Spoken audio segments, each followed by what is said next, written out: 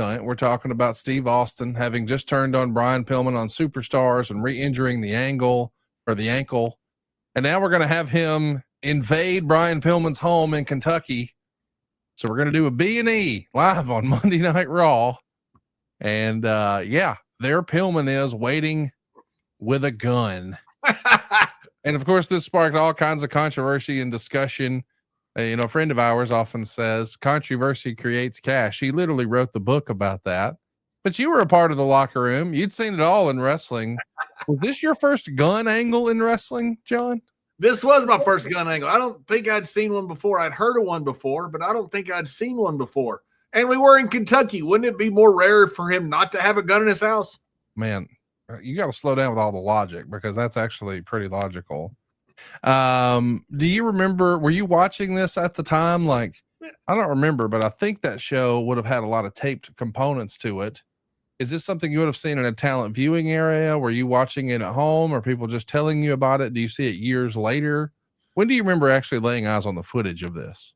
I can't remember. This was the time that we were still filming Monday Night Raw every other week, or we went from every once a month to like once every 3 weeks or once every other week. And so I remember this was the time we're filming it every other week. And so I would have seen it at home.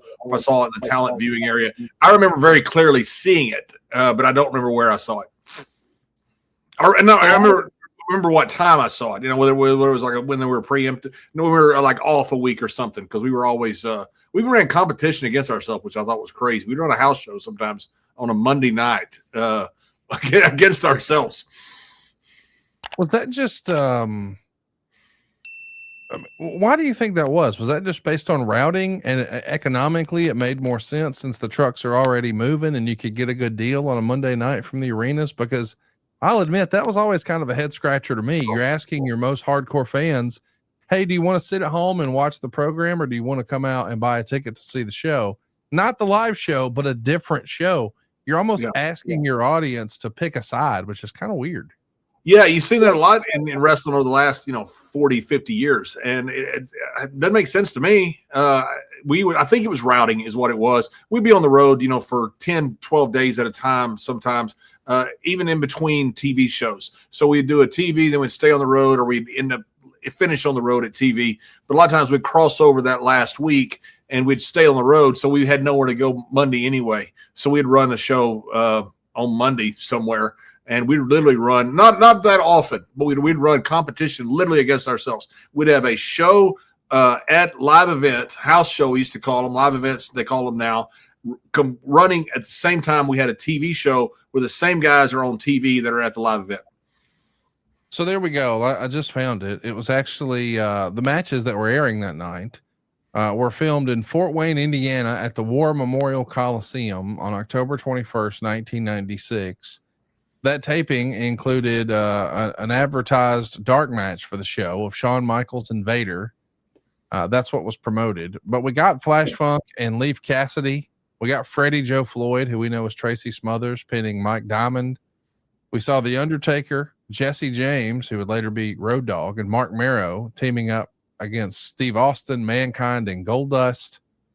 Then we did the in-ring interview with Bret Hart, and this would have actually aired live on television, where Bret Hart announces that he's sticking around. I don't think I knew until just now, as a matter of fact, that the same episode where Bret announces he's staying put, that same series of tapings is when they're doing this shenanigan of Steve Austin and Brian Pillman. Listen, you remember seeing it. What was your reaction? Did you think that was a bridge too far? Were we crossing the line, or is that even possible in pro wrestling, in your opinion?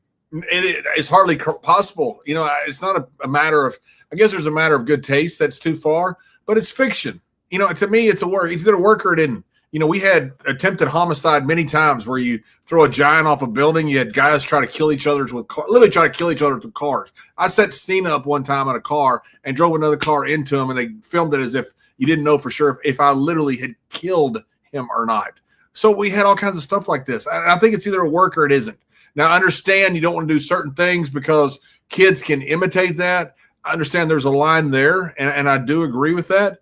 But to me, it's either a work or it isn't. So if you got a gun out there, this no different than your TV crime dramas or anything else, in my opinion.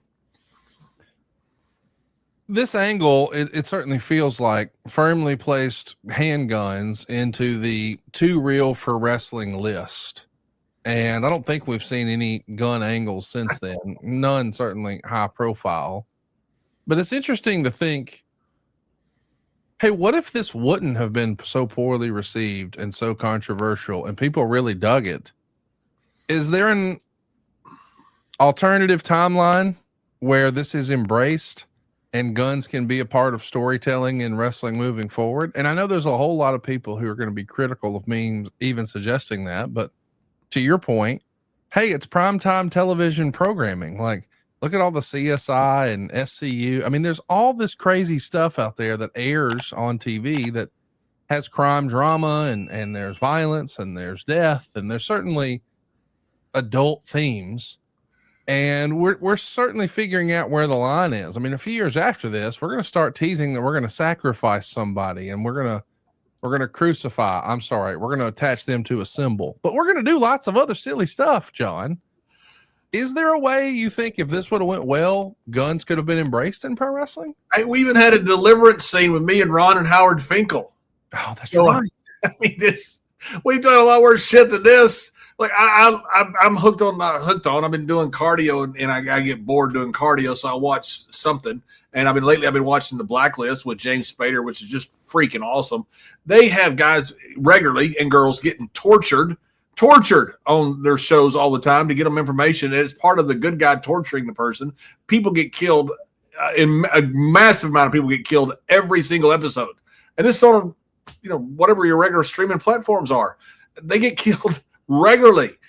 I don't see a big difference. I understand, you can't use you're not going to bring a gun into a loaded arena. So you can't use a gun as part of something, in a loaded arena because, my God, man, that'd cause a riot if, somebody would have believed that it's a real gun. Hopefully it certainly wouldn't be.